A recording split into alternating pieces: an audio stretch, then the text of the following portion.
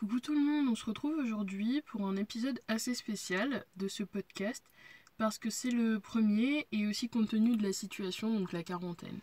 Donc ce podcast il vous est proposé par le pôle bien-être du tutorat et on l'a appelé Chill Pill parce qu'on a envie que ce soit un moment plutôt relaxant pour vous tout en vous fournissant des informations intéressantes sans que vous ayez pour autant besoin de regarder un écran ou de faire une pause dans ce que vous faites si vous avez envie de prendre une douche, de faire votre vaisselle, enfin voilà.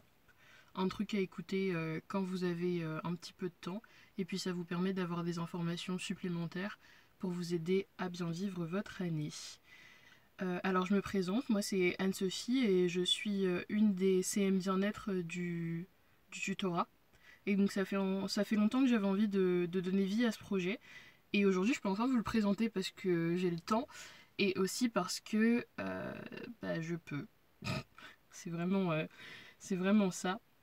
Donc j'ai pris beaucoup de temps pour essayer de réfléchir à comment monter un épisode, parler correctement, comment bien choisir mes titres, enfin en gros comment essayer de tout faire parfaitement, mais en fait le plus dur vraiment c'était de se lancer.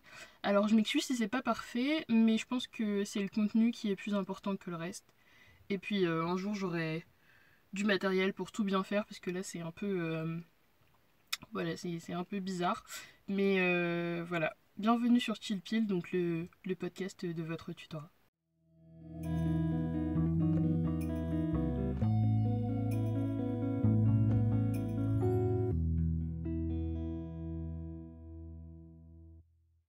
Donc aujourd'hui c'est un peu particulier compte tenu de l'actualité, donc des difficultés du confinement, vos examens qui sont reportés, modifiés, etc. Et c'est une situation qui est assez stressante. Donc je vais pas vous parler de la chloroquine ou de théorie du complot, de demi-experts, de faux sachants, mais juste de nous et de comment on vit les choses en tant qu'étudiant en santé. Et puis je vais vous donner 2 ou 3 conseils pour faire passer tout ça au mieux. Donc ce qu'on voit aujourd'hui et ce qu'on entend beaucoup à la télé et à la radio, c'est que les soignants sont mal en point. Vraiment, ils sont fatigués, on a l'impression que l'État les délaisse un peu. Et en ce qui me concerne, je n'ai pas pu m'empêcher de me demander, est-ce que c'est ça mon futur quand je vais aller travailler dans le domaine de la santé ? Et donc ça fait longtemps qu'on parle de sous-effectifs, de mauvaise gestion des hôpitaux, de matériel insuffisant, qui sont importants pour la santé des patients, mais aussi pour la santé des soignants, notre santé, comme on a vu avec les masques. Et donc on les voyait faire grève toute l'année, et ça me semblait assez lointain, parce que je pouvais participer, mais d'un autre côté, j'ai pas encore de diplôme, j'ai pas encore travaillé à l'hôpital. En fait, j'ai pas réalisé que ça faisait partie de mon futur proche.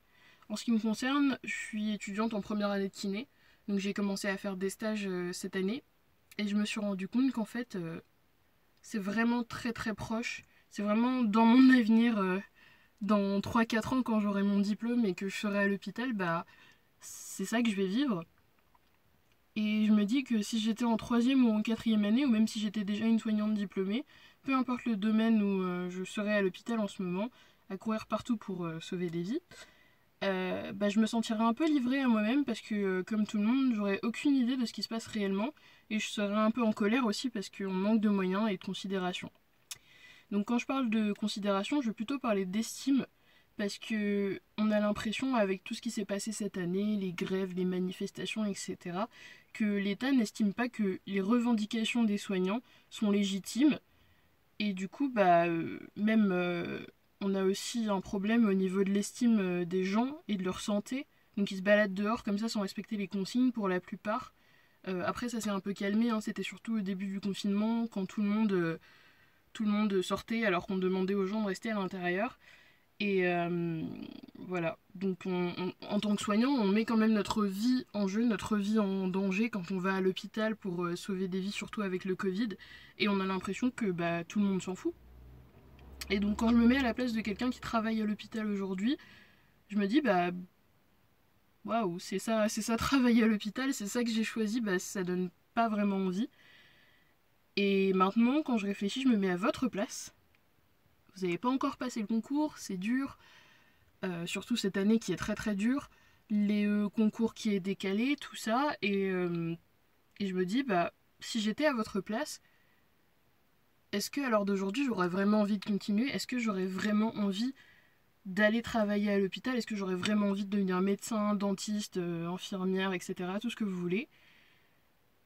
Et pourquoi est-ce que je donnerais tout ce que j'ai au plus profond de moi-même, sacrifier autant de temps dans ma vie et probablement des tonnes d'autres choses pour terminer dans ce genre de situation où en fait j'ai personne n'a de considération pour moi. Et donc à cela, j'ai envie de répondre, parce que j'ai réfléchi quand même à la réponse que j'aurais donnée, et j'ai envie de vous dire, n'abandonnez pas. N'abandonnez pas, pourquoi? Parce que comme j'ai dit au départ, le plus dur c'est de commencer. J'ai eu beaucoup de mal à commencer ce podcast, je peux vous le dire, pour plusieurs raisons dont je vous parlerai dans un autre podcast, ce sera plus intéressant. Et, euh, et le plus dur c'est vraiment de commencer, c'est-à-dire que bah, vous avez déjà commencé, vous êtes déjà lancé, vous êtes arrivé aussi loin. Si vraiment vous avez envie de faire ce métier, n'abandonnez pas. Vous êtes lancé en septembre et vous avez tenu jusque-là, donc vraiment, c'est vrai qu'il reste des jours, c'est dur, ça va durer encore assez longtemps et il faut vraiment tenir, mais ça vaut le coup. Parce que, euh, parce que voilà, c'est quelque chose qui nous intéresse, on a envie d'aider les gens, on a envie que les gens aillent mieux, et le fait de voir leur sourire sur leur visage, ça m'est arrivé plusieurs fois en stage, quand on les aide et qu'ils arrivent à faire quelque chose qu'ils n'arrivaient pas à faire parce qu'ils étaient malades ou parce qu'ils avaient été paralysés ou ce genre de choses, mais c'est incroyable. C'est incroyable de voir des gens comme ça qui sont heureux et qui vous remercient. Ils vous remercient d'avoir fait votre travail. Bon, en soi, c'est un peu bizarre ça, mais ça fait du bien, franchement. On se dit que tout n'est pas perdu dans le monde et qu'on peut quand même faire quelque chose pour le changer un petit peu. Et, euh, et voilà, malgré les jours vraiment horribles où vous étiez à bout de souffle et vous étiez stressé comme jamais, n'abandonnez pas. Je vais pas vous mentir en vous disant que tout ira bien dans le meilleur des mondes et que ça va être facile. Ça va pas être facile. Mais il n'y a pas de raison que ça devienne intenable. Et la meilleure façon d'aller de l'avant, c'est d'accepter que vous pouvez pas changer les choses. C'est-à-dire que c'est pas en vous stressant plus que la normale ou en vous mettant pas à bouder mais à je sais pas à vivre des journées horribles parce que vous vous sentez pas bien euh, que ça va changer les choses parce qu'à l'heure d'aujourd'hui voilà la maladie elle est là et puis il faut quand même aller de l'avant et donc ça vous pouvez pas le changer mais ce que vous pouvez changer aujourd'hui bah c'est vos connaissances vous pouvez les compléter les consolider et puis vous pouvez faire plein d'autres choses. Maintenant que vous avez un petit peu plus de temps, vous pouvez faire du sport, de la lecture, vous pouvez reprendre la musique si vous aviez arrêté. Enfin vraiment, quelque part, je me dis c'est pas plus mal parce que ça vous donne un petit moment pour souffler, mais il faut pas non plus totalement vous relâcher. Donc voilà. Moi, ce qui m'anime le matin aujourd'hui quand je me lève, parce que des fois les cours c'est vraiment pas facile, c'est de me dire que on est la prochaine génération de soignants et que malgré tout ce qui se passe dans le monde, malgré tout ce qui se passe dans notre pays, on peut quand même, après avoir eu notre diplôme, essayer tous ensemble de changer les choses. Donc, même si à l'heure d'aujourd'hui on voit que vraiment c'est l'hôpital, c'est l'horreur, c'est pas pour autant que quand ce sera notre tour à nous, bah ce sera aussi horrible que ça. Donc je pense qu'il faut le voir comme ça, il faut se dire, si j'ai mon diplôme, demain, je peux aider à changer les choses.